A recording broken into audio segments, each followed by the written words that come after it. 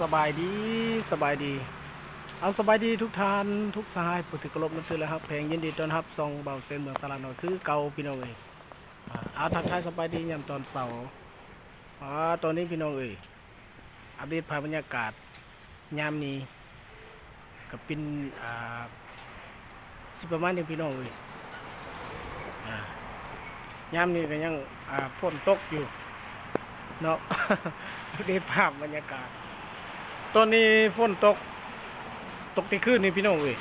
เนาะตอนนี้ยังบ่เศร้าอยู่เขตคือเก่าโถปาโถยามนี้คือว่าฝนยังตกพี่น้องเอ้ยเป็นจังได้วะ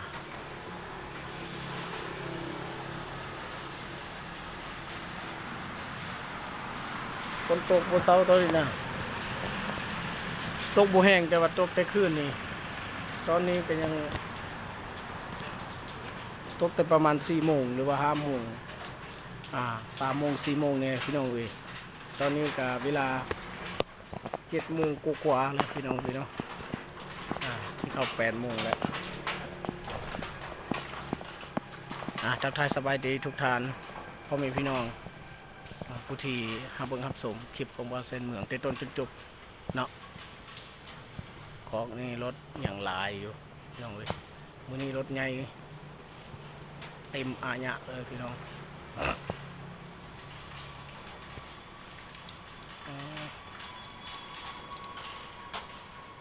ออก2เมื่อวานนี้รถจักรลายเทลายวางเมื่อวานนี้พี่น้องเอ้ยโอ้นี่ก็ไฟอีกทางโรงแรมพี่น้องเอ้ย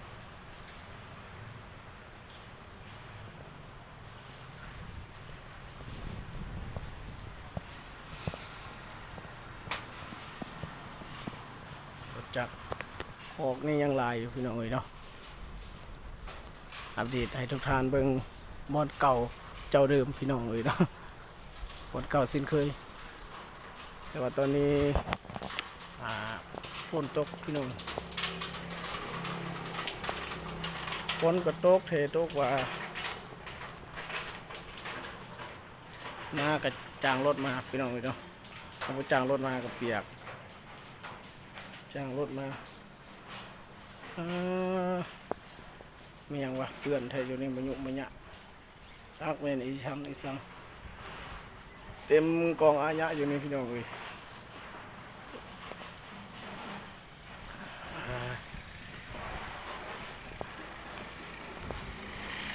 คุณน่ะ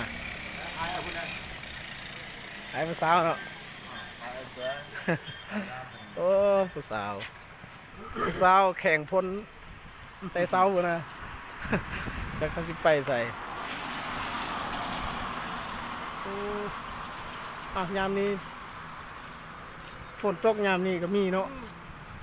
ผมเข้าใจเลยตกกับบริตกอันนั้นเด้ตกคือแบบพายุนี่นะ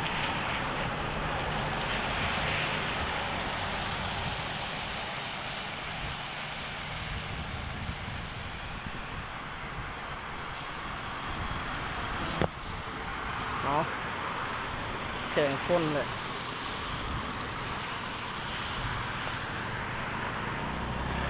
ตอนนี้ก็พนักงานก็เริ่มเข้าอยากให้พี่น้องเลยเนาะ7 โมงไปสิเข้า8 โมงเลยพี่น้องเนาะทักทายสบายดียามเช้าบ่เส้นเมืองสลัดน้อยก็อัปเดตให้ทุกท่านเบิ่งคือเก่าพี่น้องเลยส่วนหนึ่งนี่ก็ บ่ได้ค่อยลงคลิปครับขอโทษขออภัยพี่น้องเลยเพราะว่าบ่มีเวลาไปถ่ายคลิปอันนี้ก็สิอัปเดตให้ทุกท่านเบิ่งทุกมือแต่ว่าก็บ่มีอัปเดตบอลเก่ามื้อใดก็บอลเก่าพี่น้องเลยผมบ่ค่อยมีเวลาไปเฮ็ดเวียกกลางคืนกับไปเฮ็ดเวียกทุกคนกลางเว้นก็ ไปเฮ็ดเวียกอยู่นี่ผมบ่ค่อยมีเวลาแต่ว่าก็คันมีเวลาก็สิได้เฮ็ดจุดใหม่อ่าแต่ว่าก็ให้ทุกท่านรับเบิ่งรับชมคือเก่าพี่น้องเอ้ยเนาะคลิปนี้ก็สิประมาณนี้พี่น้องเอ้ย